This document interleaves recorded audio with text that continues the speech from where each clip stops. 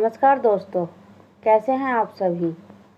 आज फिर मैं आपके साथ हूँ एक नई कहानी के, जिसका टाइटल है इंतज़ार मत करो, कुछ काम करो। तो शुरू करते हैं आज की कहानी। एक बार एक गांव में एक साधु रहता था जो भगवान पर बहुत विश्वास रखता था। एक बार वह साधु पेड़ के नीचे बैठा था और भगवान को याद कर रहा था। तो अचानक वहाँ बाढ़ आ गई और चारों तरफ पानी ही पानी हो गया।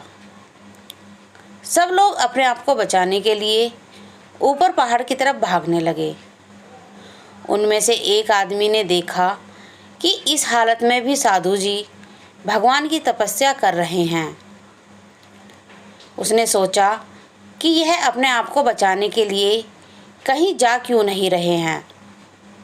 तो उस साधु ने बोला, अरे आप कहीं जा क्यों नहीं रहे हो, आप भी मेरे साथ ऊपर पहाड़ की तरफ चलो, नहीं तो डूब जाओगे। साधु बोले, अरे हमें क्या होगा, मैं भगवान की इतनी तपस्या करता हूँ, मुझे कुछ नहीं हो सकता, मुझे भगवान अपने आप बचाएगा।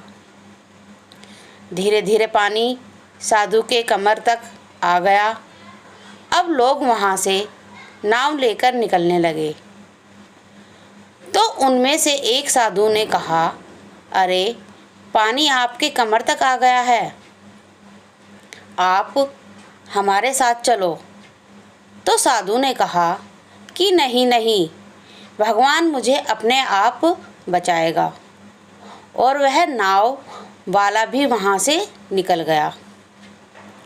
कुछ देर बाद पानी इतना बढ़ गया कि साधु के सर तक पहुँच गया और अब लोगों को बचाने के लिए हेलीकॉप्टर निकलने लगे। एक हेलीकॉप्टर साधु के पास आया, जो कि आखिरी हेलीकॉप्टर था। साधु के पास नीचे रस्सी फेंकी और बोला, इसे पकड़ो और ऊपर आ जाओ, नहीं आप डूब जाओगे। यह आखिरी हेलीकॉप्टर है और आपके पास में दूसरा कोई रास्ता है बचने के लिए। साधु ने कहा, यह रस्सी वापस ऊपर खींच लो और आप चले जाओ, मुझे भगवान के ऊपर पूरा भरोसा है, वह मुझे बचा लेगा।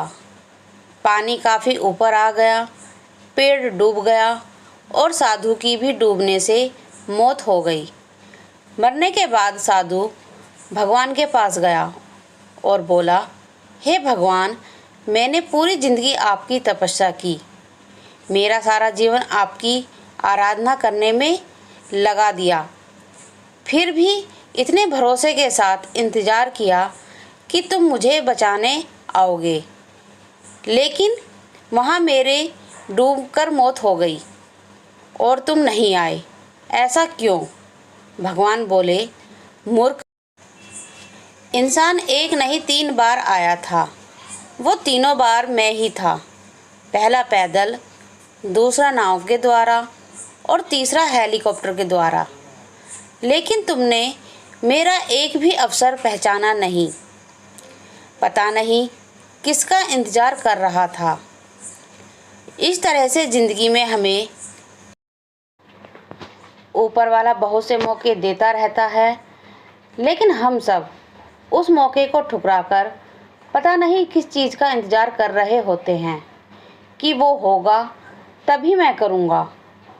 और इस बात पर अड़े रहने से एक वक्त के बाद वो मौका हाथ से निकल जाता है और हम कुछ नहीं कर पाते। तो किसी भी अच्छे समय का इंतज़ार मत करो, जो भी करना है आज और अभी से ही शुरू कर दो। तो दोस्तों, मेरा इस कहानी के माध्यम से बस यही कहना है कि हमें अपना कर्म करते रहना चाहिए। यदि हम अपना कर्म नहीं करेंगे, केवल भगवान के भरोसे बैठे रहेंगे, तो हमारा कोई भी कार्य नहीं होगा। भगवान भी उन्हीं की मदद करता है जो कर्म करते हैं। हमें अपना कर्म करते हुए आगे बढ़ना चाहिए।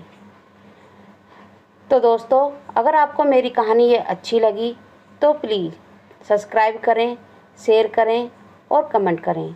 धन्यवाद।